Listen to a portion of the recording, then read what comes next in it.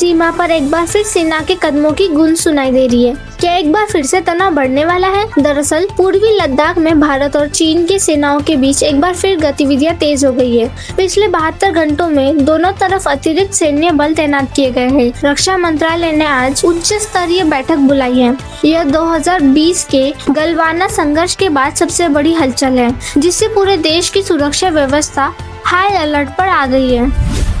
अगर आप कल पेट्रोल भरवाने गए और बिल देखकर हैरान रह गए, तो आज की ये खबर आपके लिए और भी बड़ी चेतावनी है। अंतर्राष्ट्रीय बाजार में क्रूड ऑयल $90 प्रति बैरल पर पहुंच गया है। पिछले 3 महीनों में इसमें 18% की बढ़ोतरी हुई है। अगर यही सिलसिला जारी रहा तो आने वाले दिनों में पेट्रोल डीजल की कीमतों में एक बार फिर बढ़ोतरी हो सकती है। इसका सीधा असर आपकी जेब और महंगाई दोनों पर पड़ेगा।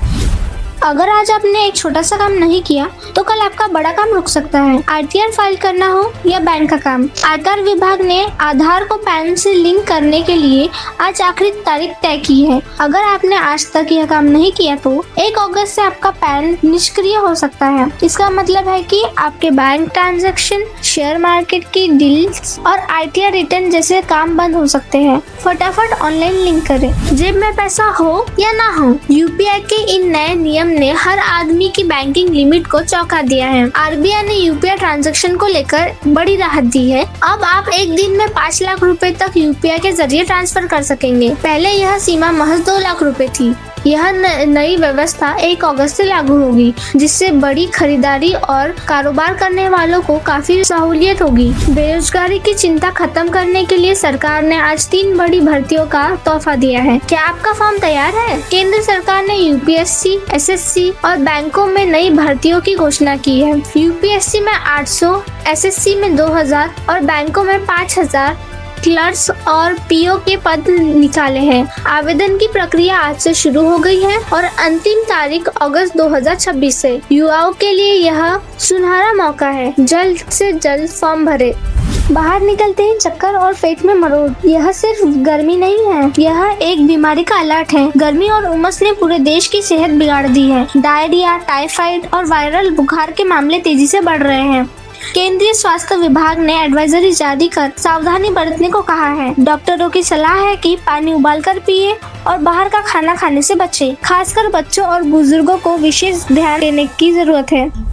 क्या आप भी उन लोगों में से हैं जो अपने घर का सपना देखते हैं? सरकार ने आज उस सपने को पूरा करने के लिए पैसे मंजूर कर दिए हैं। केंद्र सरकार ने प्रधानमंत्री आवास योजना के नए चरण की शुरुआत की है। इस चरण में शहरी क्षेत्रों में 10 लाख नए आवासों को मंजूरी दे दी है, जिस पर 4500 करोड़ रुपए खर्च होंगे। इस योजना का लाभ ईडब्ल्यूएस और एलआईजी परिवारों को मिलेगा, जिससे लाखों परिवारों को अपना घर मिल सकेगा। मध्य प्रदेश के विधानसभा परिसर में आज गूंज सिर्फ नारों की थी, फैसलों की नहीं। किसानों की फसल लटकी है तो विधानसभा की कार्यवाही भी लटक गई। मध्य प्रदेश विधानसभा के बजट सत्र में आज किसान मुद्दे को लेकर जमकर हंगामा हुआ। मुख्यमंत्री के बयान पर विपक्ष ने सदन की कार्रवाई को 2 बार स्थगित कर दिया। विपक्ष का आरोप है कि सरकार किसानों की समस्याओं को नजरअंदाज कर रही है। कार्यवाही अब कल सुबह 11 बजे होगी। तक राजनीति सस्पेंस बना हुआ है। भारत और चीन की आर्मीज के बीच इस लद्दाख में एक बार फिर टेंशन बढ़ गया है। दोनों देशों ने लाइन ऑफ एक्चुअल कंट्रोल यानी LAC के पास एक्स्ट्रा मिलिट्री फोर्सेस तैनात की है। हाई लेवल सोर्सेस के अनुसार पिछले 72 घंटों में इस एरिया में अनयूजुअल एक्टिविटी देखने को मिली। डिफेंस मिनिस्ट्री ने आज हाई लेवल मीटिंग बुलाई गई है। सोर्सेस के अनुसार इंडियन आर्मी ने पहले ही अपनी चौकीदारी बढ़ा दी है और एयरफोर्स के हेलीकॉप्टर भी इस एरिया में एक्टिव है। चीन की तरफ से भी बॉर्डर के पास कंस्ट्रक्शन एक्टिविटी तेज होने की खबर है। यह 2020 के गलवान वैली क्लैश के बाद बॉर्डर पर सबसे बड़ी मिलिट्री एक्टिविटी है। डिफेंस एक्सपर्ट्स का मानना है कि यह सिचुएशन अगले कुछ दिनों में सीरियस हो सकती है। इंटरनेशनल मार्केट में क्रूड ऑयल की कीमतों ने एक बार फिर रिकॉर्ड तोड़ दिया है।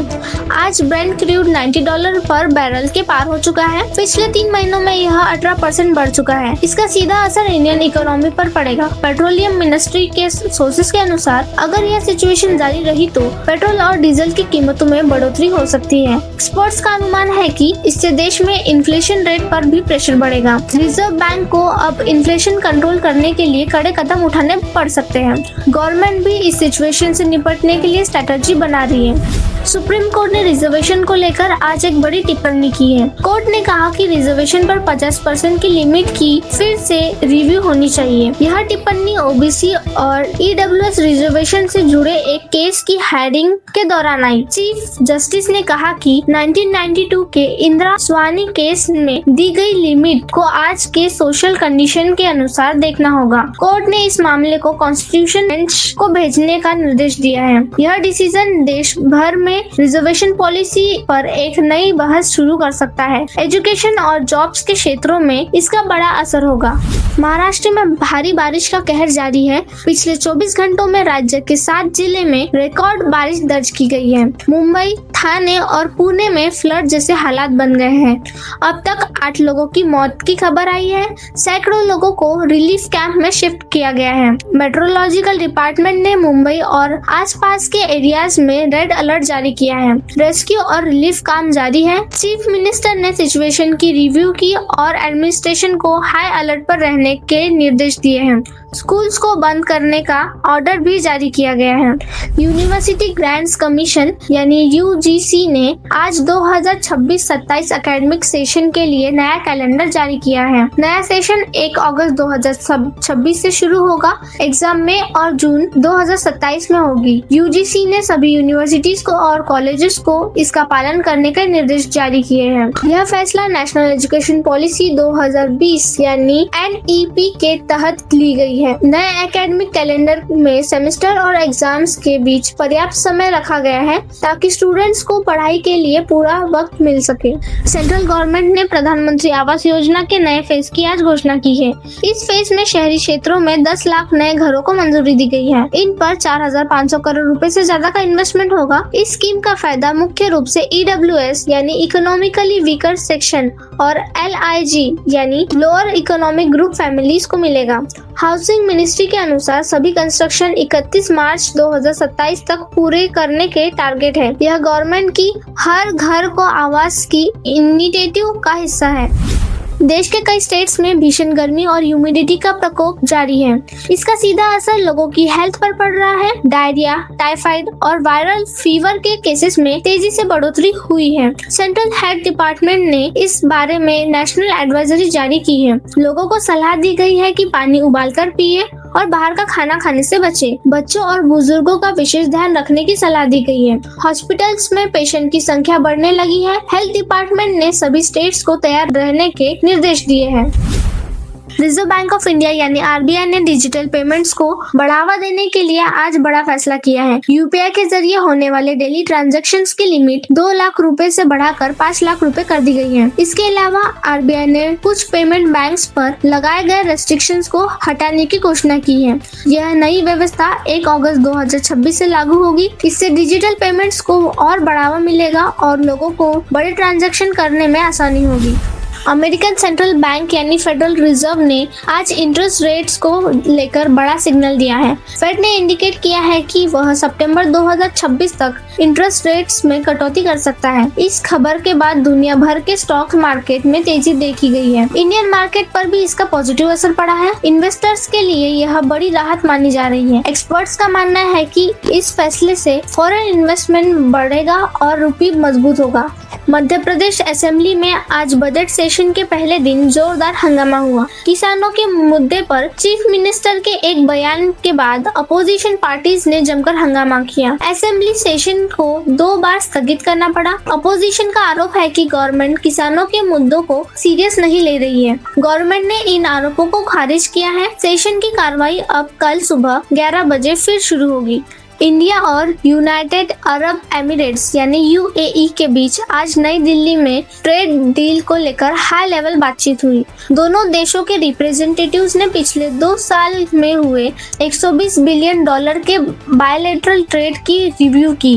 इस मीटिंग में नए सेक्टर्स में इन्वेस्टमेंट के मौके पर भी चर्चा हुई है। अगले महीने इस डील पर फॉर्मल साइनिंग होने की उम्मीद है। इससे दोनों देशों के बीच इकोनॉमिक रिलेशन और मजबूत होंगे। इंडियन स्पेस रिसर्च ऑर्गेनाइजेशन यानी इसरो ने अपने आगामी मिशन की डेट अनाउंस कर दी है। इसरो 15 जुलाई 2026 को अपना GSLV रॉकेट लॉन्च करेगा। यह मिशन नाउ IC सीरीज का 9वां सैटेलाइट कैरी करेगा। इससे इंडिया का नेविगेशन सिस्टम और बेहतर होगा। यह लॉन्च आंध्र प्रदेश के सतीश धवन स्पेस सेंटर से किया जाएगा। इसरो के साइंटिस्ट आखिरी तैयारी में जुटे हुए हैं। सेंट्रल गवर्नमेंट ने आज कई डिपार्टमेंट्स में बड़ी भर्ती की घोषणा की है। UPSC ने सिविल सर्विस एग्जाम 2026 के लिए 800 पोस्ट अनाउंस किए हैं। SSC ने 2000 पोस्ट के लिए एप्लीकेशन आज से शुरू कर दिए हैं। वही बैंक्स में 5000 क्लर्क्स और प्रोबेशनरी ऑफिसर्स यानी PO के पोस्ट पर भी भर्ती निकाली है। इन सभी भर्तियों के लिए अप्लाई करने की लास्ट डेट अगस्त 2026 है। युवाओं के लिए यह एक बड़ा मौका है, तैयारी शुरू कर दें। इनकम टैक्स डिपार्टमेंट ने आधार को पैन से लिंक करने के लिए आज लास्ट डेट तय की है। डिपार्टमेंट ने क्लियरली कहा कि अगर 1 अगस्त 2026 तक लिंक नहीं किया गया तो पैन इनएक्टिव हो जाएगा। डिपार्टमेंट के डाटा के अनुसार अभी भी लाखों लोगों ने अपना आधार पैन से लिंक नहीं किया है। लिंक करने की ऑनलाइन फैसिलिटी अवेलेबल है, इसलिए आज ही अपना आधार पैन से लिंक करा लें, नहीं तो बाद में प्रॉब्लम हो सकती है। दिल्ली NCR में आज हल्की बारिश और आंधी आने का अनुमान है। मेट्रोलॉजिकल डिपार्टमेंट ने यह जानकारी दी है। मैक्सिमम टेम्परेचर 34 डिग्री सेल्सियस और मिनिमम टेम्परेचर 26 डिग्री सेल्सियस रह सकता है। कल से मौसम साफ रहने की पॉसिबिलिटी है। वहीं नॉर्थ इंडिया में कई स्टेट्स में बारिश के आसार हैं। फार्मर्स और आम लोगों को मेट्रोलॉजिकल डिपार्टमेंट के अपडेट्स पर ध्यान देने की सलाह दी गई है।